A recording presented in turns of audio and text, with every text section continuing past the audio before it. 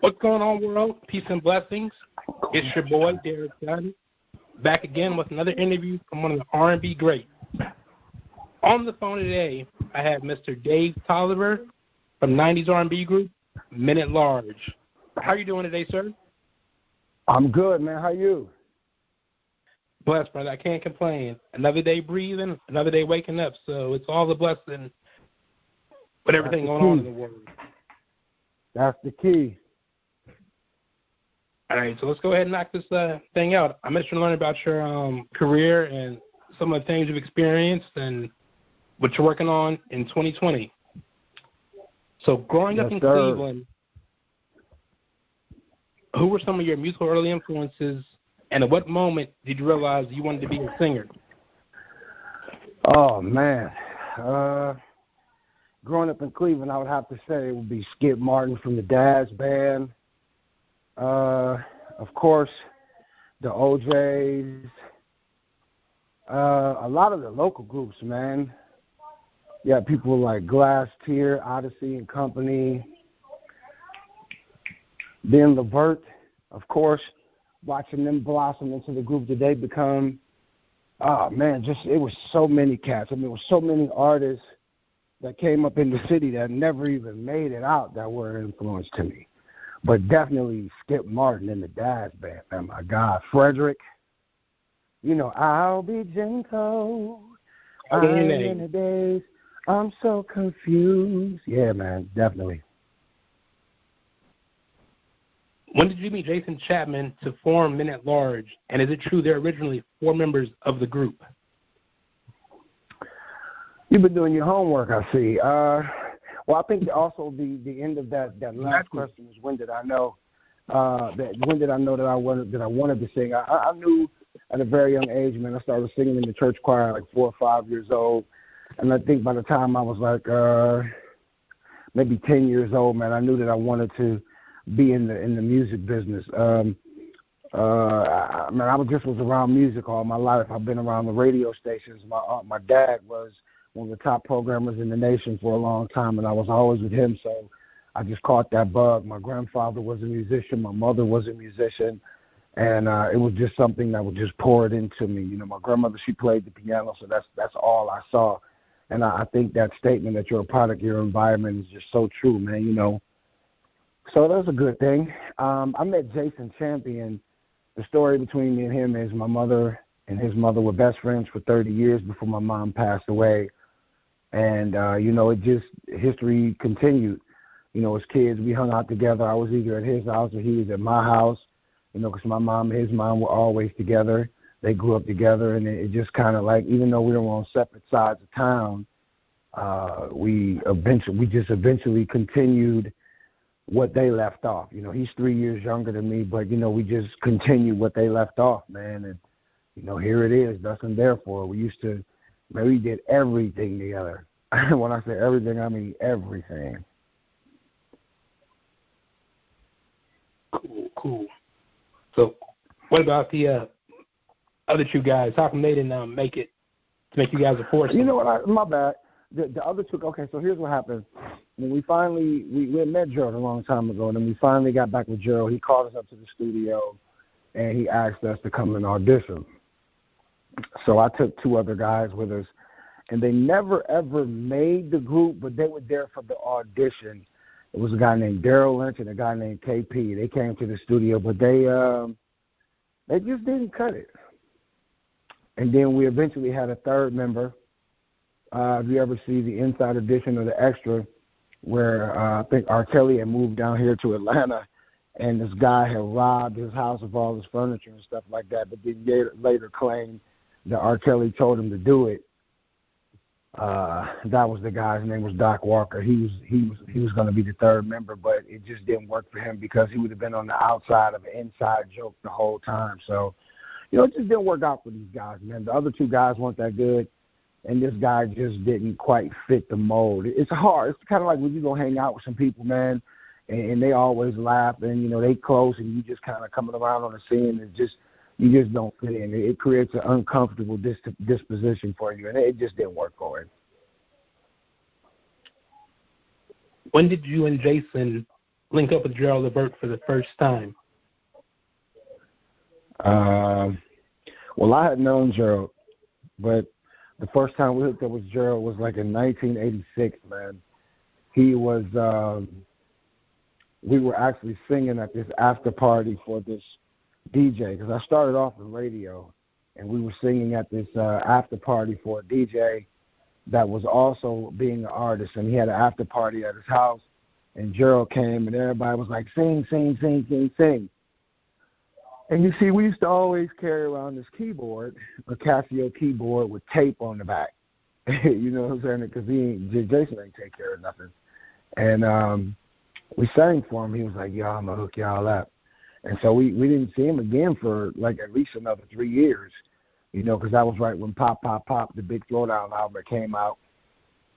So, you know, he didn't really have time to do nothing but take care of himself. So we didn't see him again for like 3 years.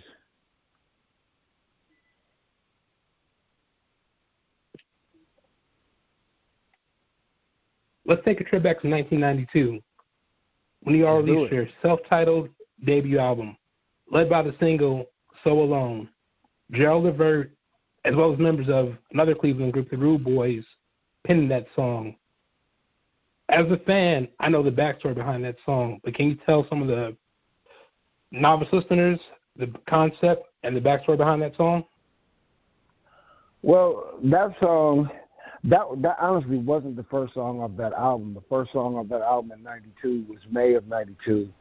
And that first song was Use Me, which Gerald and Mark wrote together with Sean Levert and Jason and myself. But I guess when you say the lead song, the top song from that record, the backstory behind that record was right after we signed our paperwork with Gerald, and then my mom passed away. And then 9 months later, Jason's dad passed away. So Gerald's grandfather had passed, my road manager's dad had passed, and, you know, somebody from the camp was missing, and, you know, we were just, you know, everybody was just up in awe. And he wrote the record, and it was really about my mom. And he wrote the record for me to sing about my mom. And, you know, it was a fantastic record, and it's been a staple, and it's been the mainstay of the group, and Mother's Day and all of that stuff, man. It's just been a blessing, man. Bottom line, man, it's been a great record. So Alone is 28 years old, but in my opinion, it's still sung better than some artists' entire catalog came out after you. Losing one of my very good friends back in 2010, as well as my grandfather in 2016, and everything going on today with the shooting that happened down in Georgia, I think the song is more important now than ever. How often does someone approach you with their personal feelings and stories on that song? Every day. I mean, honestly, I can tell you I can get at least one or two recognitions about the song from somebody telling me I played this, or this was my mom, or from my grandmother, or from my uncle, my cousin, my homie. They always giving me some type of recognition or thank you for that song. You just don't know what that song did for me. It helped me get through. And then you get those that really don't know what it's about. Man, you don't know how much ass I got off that record. And I just laugh, man. It's not really a big thing because they don't really know. You know, men have this displacement thing from their moms, and they want to call their girls and their wives mama, you know, because we can never get enough for the titty. So, you know, you understand what I'm saying? So, I mean, yes, you know, that's what they do. And, you know, a lot of times, man, I used to get so much blah, blah, blah, this record, man, da-da-da-da-da-da-da. Man, who was that record about? About my mom. Oh, my bad, man. My bad. I was like, it's cool. It don't really make a difference. My thing is just keep loving the record. Just keep supporting the record. Just keep supporting men at large. Just keep supporting Dave Tolliver.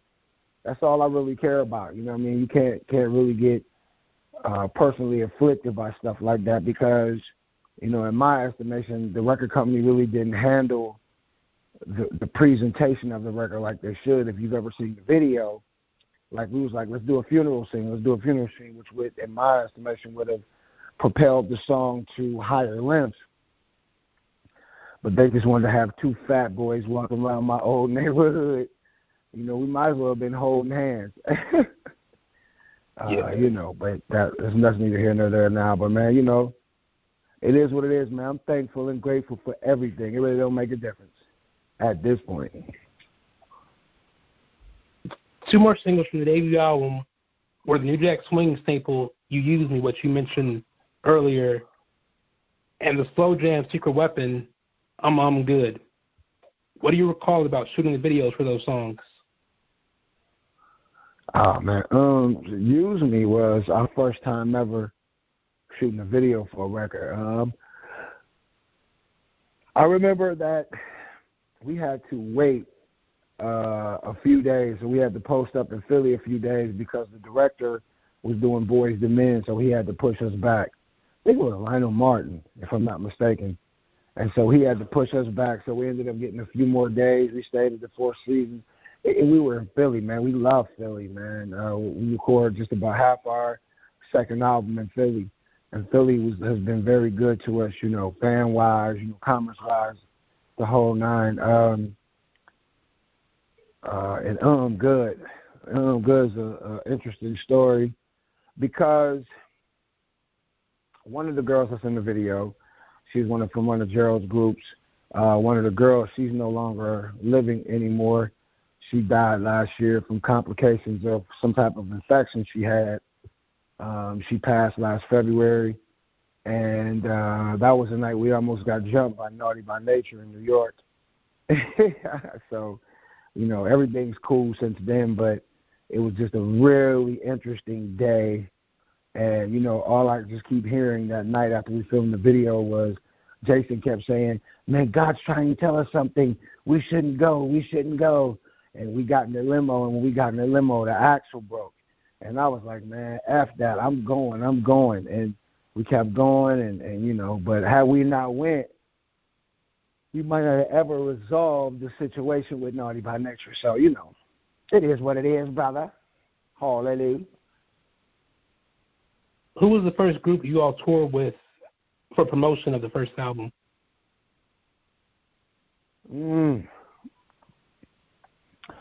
The first group we toured with, man, it was either us by ourselves or we were with Levert, man.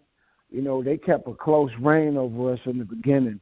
And then when things started getting really heavy, we were always with, you know, Silk, H-Town, Shy, SWV. That was a show. Every time we went, Jade. And, you know, those shows were something incredible. All the time. Oh, yeah. Then, you know, Soul For Real came, and Black Girl, and, you know, of course, the Rude Boys in some places, but they came before us, so, you know. Yeah, it was a great time to always a great show. Be alive in that 90s R&B. I mean, you know, I'm a youngster, but I'm also an old soul. So just knowing how back then, you know, every group was bringing their A game live on the records. It was a great time to be alive. You know, even me being in middle school, you know, 94 to 96 was just, I miss it every day. Like, and I don't think we're going to do that again. I mean, the 90s was the golden era of music, man. Oh, yeah. 2 years later, 1994, you all released the follow-up record, One Size Fits All. If memory serves it correctly, the singles for that one were Let's Talk About It and Holiday. Were you surprised the label didn't push the Keith Sweat and Gerald Levert assisted Don't Cry as a single? That was going to be the next single, man. And Clark Kent actually did a remix to that song with Love TKO. And I've been trying to get in contact with him profusely to send me a copy of that, man. But he will not return my calls because I would just put it up online for people to check it out because I know people would go crazy just streaming it right now. That would be kind of dope just to give that away for free. You know what I mean? So Clark Kent, you bastard, give me that doggone mix. Some fans may be surprised to learn that the group also had rapping skills, which was displayed on the track Better Off By Myself. Given the chance back in 1994, what two MCs would you have added to the track for a remix? Oh, my God. Don't you even start me on that hip-hop mess. Man, I'm a Mobb Deep, Nas, Jay-Z, man, Nas, and Prodigy for me. And during that time, that's all I listened to was Nas and Mobb Deep. That's all I had in the deck. Nas and Mobb Deep, Prodigy and Nas. That's all, or AZ and Nas. That would have been cold. Them going back and forth on that record would have been disgusting. Or EPMD. Yeah, that second album, man, it's a lot of artists that I've interviewed, so I started doing my interviewing thing. It's like everyone had a dope second album, and some of them, like for me, some of the second albums were stronger than the debut because it showed vocal growth, it showed better songwriting. Just you could tell they were coming into their own, but it's like every single damn label like under-promoted everybody's second album after the first one. Like I don't know what was going on in the 90s, which leads me to my next question. Why did you all end up departing East West Records? Well, we just felt like things weren't being handled the way they were supposed to. And we felt like we were hotter than the pan was. So we wanted a new situation. So we left, and it turned out not to be good for us because we were getting ready to separate anyway. We just didn't see the sign. I mean, I saw them, but nobody else saw them. And, we just felt like we wanted out of our deal, so we asked to be let out of it. We got the stipulations, and then we signed the contracts, and we were done. And so you never saw me and Jason again, but some people saw me and Gemini, the guy who came and took his place. Yeah, that's the next question. So 99, he's released the third record, Love, Struggles, and Progress, and the debut of Edgar Gemini Porter. Right. When did Jason actually depart the group, and when did Edgar join? Excuse me. Edgar, Gemini left about 97, about August of 97, and Gemini came right in. And we hit the road, man. And we hit the road running fast, well, as fast as we could. And we had a really, really, really good run for like the first 3 or 4 years. Then things were kind of up, down, up, down, up, down, up, down. And then, it really came to like a pivot. And, I was like, ugh. You know what I mean? So that's where we're at right now. Me and Jason are probably not probably, but we're getting ready to get back together and do some things. The music world suffered an incredible loss when Gerald Levert passed in 2006. I was actually serving in the Air Force, deployed to the desert when it happened. To this day, I still remember walking around the store and hearing the news over the loudspeaker and the store and being in shock, because I'm in the desert. I'm like, I'm not getting my news at a fast pace. The first thing I do is, I rush back to the base to get on the line to see what's going on. And sure enough, it's all over the news. Where were you at when you found out that he passed, and how did you get the news? Crazy. Excuse me. The crazy thing is I was in Cleveland, and I was at my partner's crib. And the thing about that is I just met with him 2 weeks ago, because the crazy thing was going there was somebody that was always trying to get in between me and his relationship. For whatever reason, he always would tell me that he respected me more than everybody else because I wasn't one of these guys that was just standing around there with their head out up at the building. I came, did what I had to do, and then I left. I wasn't always in his pockets, this, that, and the third, and he respected me. He said I would use a real one. But it seemed as if people were always trying to divide me and him or get us to fight. And they got to us a couple times. But this particular time, I had to tell him, dude, all I've been telling people is that I miss you, and I love you, and I want us to start working again. And the last thing he said to me, man, he was like, man, I'm tired. man, I'm tired of all this shit. And that was really like all he said to me. And then I was in Cleveland 2 weeks later. I don't know why I was coming there, but I stayed at my brother's crib. And I got up, and me and his girl was going to the airport because I was taking some donuts to my god sister. And the car just kept shifting to the left, to the left, to the left. And I'm like, man, what the hell is going on? So I went. I got the situation for the car, and my sis wanted some donuts. So I went to the gas station, and I went back, and my guy called and said, hey, man, I heard Gerald died. I was like, man, get off my phone with that garbage. So my phone just started ringing like crazy all of a sudden. And I'm like, what the hell? So I said, wait, let me call somebody that would know. So I called Joe Little from the Rude Boys. And he was like, as soon as he answered the phone, he's screaming, man, we lost G. I was like, what? Man, it just felt like somebody slapped the life out of me, man. And I don't know, man, it just, it knocked me off my feet, man. I wasn't able to sleep for about 2 weeks.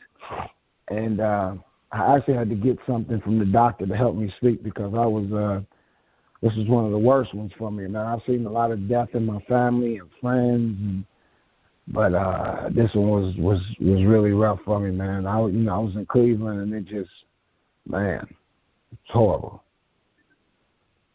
Yeah, I'm gonna go off track real quick. I think music fans, like real music fans, will agree that, even though Gerald had an illustrious career, quality albums, very impressive discography, I still don't think we got the best of Gerald and everything he could do. I mean, I think he might have got maybe 90% of it. Was still so much music left in Gerald, especially going back, as an adult in my 20s, after he passed, and, getting his discography and really dissecting his work. Yeah, man, Gerald was like just the truth when it came to singing. Oh, yeah. And some of his album tracks, yeah, those came in handy on the in the single days when it was time for that late night creeping. It was a huge loss, and he was one of the greats. So did Gerald's passing play a part in your 2007 album, Back on Top, just with the themes and the recording? So, I could barely hear that one. Say it one more time. Did Gerald's passing play a part in the 2007 album, Back on Top, with the themes and just the soul of the album? No, we tried to just put together a great collaboration of songs, and we attempted to recreate that original scene, but it doesn't work, man. Not like that, man. That album didn't have anything to do with Gerald, although along the way I've kind of written some songs, I still have in my pocket that would be good for him.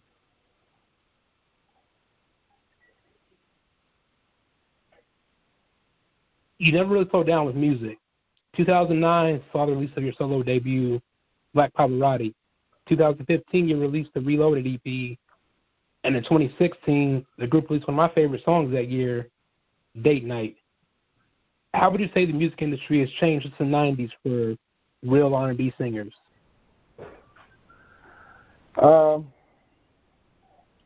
It seems like people really don't want to hear him anymore, or it just seems like it doesn't make people any difference. It seems like they're just following the trends. Whatever's hot, that's what they gravitate toward. And it seems like also that people have figured out a scientific way to, make people like what they want them to like. If you have a record that you really need to bang out and get people to like, you play it 1,000 times, and you play it over and over. You take control and you play it over and over.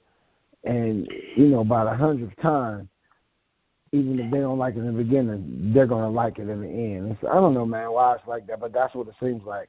I got to test that to the Gucci Man music. When I first got here to Atlanta, I was like, ugh. Then next thing you know, next couple of weeks, a month or two, cats are on the table going crazy, watching the Gucci Man. It just, I don't know, man. It's different, man. it's a new day. But we're hoping that it comes back. Like, I was hoping while everybody's home on this quarantine, the singers would do some stuff. You're having these battles and different stuff like that. Like, I'm thinking, why don't the singers do something? Like, the singers have a sing-off against each other, like March Madness. You have people seed the lowest of the totem pole to the highest, and just let them duke it out vocally on different rounds, and then let the fans pick at the end. Yeah, I think Stephanie Mills said it best when she said, they want the rhythm, but they don't want the blues. Because I'm not gonna say any names, but a lot of these singers now that are popular, they wouldn't have made it 20 years ago. I mean, they wouldn't have made it because you couldn't actually sing. And I mean, to me, I always judge an artist by the record and then by your stage show, because how you come across on that stage is, to me, is what it's really about. Yeah, you can you can dance, you can have smoke and lasers and all these effects and all that, but at the end of the day, when you're in your 40s and your 50s, if you can't sing, what are you going to do? You can't pop a lock forever. You can't do backflips forever. You can't get out there and make a fool out of yourself forever. I mean, get back to singing. I mean, I guess for me, it's not even necessarily about being like a full-on singer that can sing anything. Be able to carry a tune, be able to, to just sing. So when you get older, you can still tour. Like Keith got to be, close to 60? Keith Sweat? And I don't know, man. He keeps himself in good shape, though. Yeah. And Keith can still go out there and kill it. I mean, a few years ago, I saw the Manhattans. And I saw the Whispers, like maybe 2 months apart. Them brothers, were up there in age, but they still killed it. Like, with no lasers, no smoke, just a simple band and them for singing for their fans. So that's just my little my little riff, because I'm like you, I'm very passionate about R&B and singers that really sing who never really got their just due in the so-called industry. All right, what can you tell us about your new project? #something like the greatest. Oh man, Something Like the Greatest has some dope records on it. I should tell you to go and stream that one because it's really hot, it's really nasty, it's really great. Has some really great ballads on there for you to warm up to. Y'all at home right now and you're under the COVID corona. You're laying there with your girl or your guy, or vice versa, or the same thing. It's coming out on it's out everywhere on all the platforms right now. Just go and stream it, man. It's some really grown up and sexy records on there, a pop record on there, and it's some good stuff for you, man. It's some really good stuff for your soul on there. How have the fans responded to your cover of Levert's "Baby I'm Ready"? Say that last bit one more time. I'm sorry, I didn't hear you. How have the fans responded to your cover of "Baby I'm Ready"?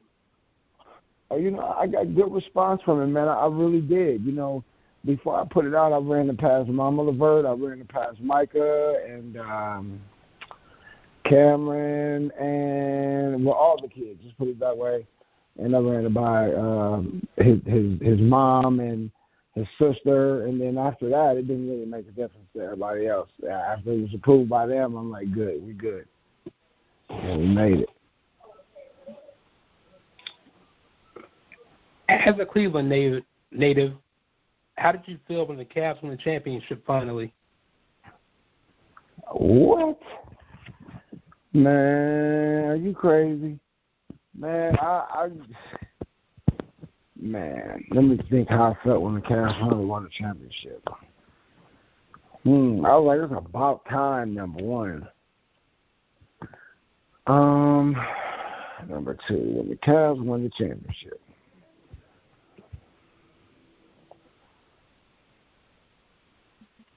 Well, I can say for me, as not being a Cleveland fan, but not being a LeBron fan, it was a great moment. It was well deserved, and for me, just as you know, as a LeBron fan and as a semi-basketball fan, I don't think he ever has to do anything else, championship-wise. Getting the city of Cleveland that championship, the way he got it and how he came back solidifies his legacy as one of the all-time greats. No question about it. He never has to get another ring again. To me. Oh, no doubt. I don't know if we'll ever get one in Cleveland again. I mean, his legacy is so big in the city of Cleveland. I don't see anybody with any type of stature like that wanting to ever play in the city to, walk in those shoes, man. It's going to be tough. Speaking of Cleveland, from the Daz Band, the Bone Thugs-n-Harmony, and, of course, the Levert family, why do you think Cleveland is mentioned among the great cities when it comes to musical heritage and musical history? Say it one. I'm sorry, man. I don't know. This thing keeps going in and out. Say it one more time. I was saying, speaking of Cleveland, from the Daz Band, the Bone Thugs-n-Harmony, and of course the Levert family, Cleveland has its own share of stars. Why do you think Cleveland isn't mentioned among other cities, when it comes to great musical heritage? Man, I don't know, man. I mean, it all started back in the day with Alan Freed and the rock and roll thing, but I just think that our musical movements have been great forever, not even with groups, but it just started with, the talents in broadcast media as well, starting way back in the day. I mean, we've always been, strong in the broadcast media departments, which has trickled down into the music department. So, I mean, I don't know. I mean, Cleveland, but I mean, on top of that, it was just some great talent. No doubt. All right, so the year is 1981, and you have a chance to either sing background on Teddy Pendergrass, You're My Greatest Inspiration, or Rick James, Fire and Desire. Who would you pick and why?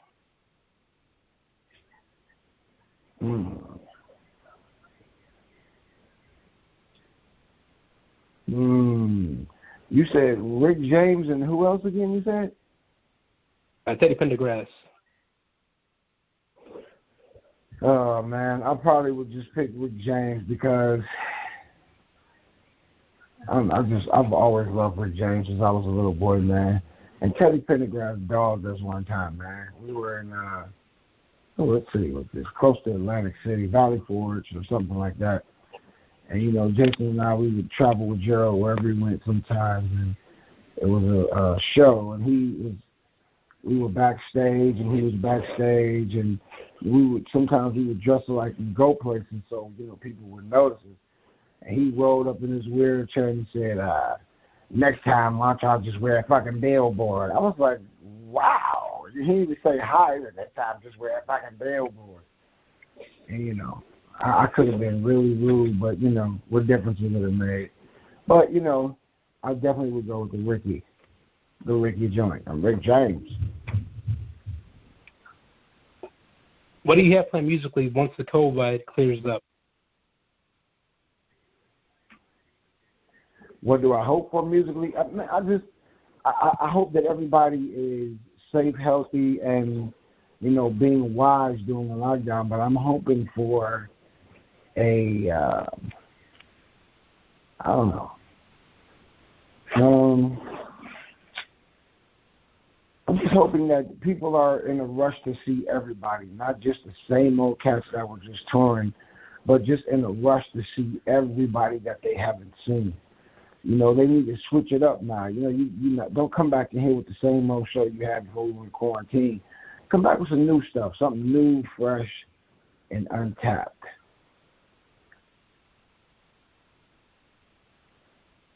Is there anything you'd like to add? And where can fans find you on social media? Well, I just want to thank you for your time for having me on here. Make sure everybody checks me out every Tuesday, Thursday, and Sunday on my Instagram for the Dave Tolliver Show live, Tuesday and Thursday at 6 p.m. Sundays it's at, Tuesday and Thursday at 9 p.m. Sunday it's at 6 p.m. This Sunday at 6 o'clock, I'll be doing a Mother's Day serenade. Make sure you hit your boy up or tune in because it's going to be live and direct. And we're going to have a good time, man. You know, that's about it, brother. I need that grill. I want to thank you for taking the time to talk with me. Once again, folks, we've had Mr. Jason Tolliver from 90s Group Men at Large on today's interview. Check this brother's music out on all social platforms. I highly, highly encourage the fellas to download Date Night. It's the perfect song to get the mood set right. And as always, be inspired, be blessed, and in the words of Maurice Wright, may you be ever wonderful. Dunn out. Yes, sir.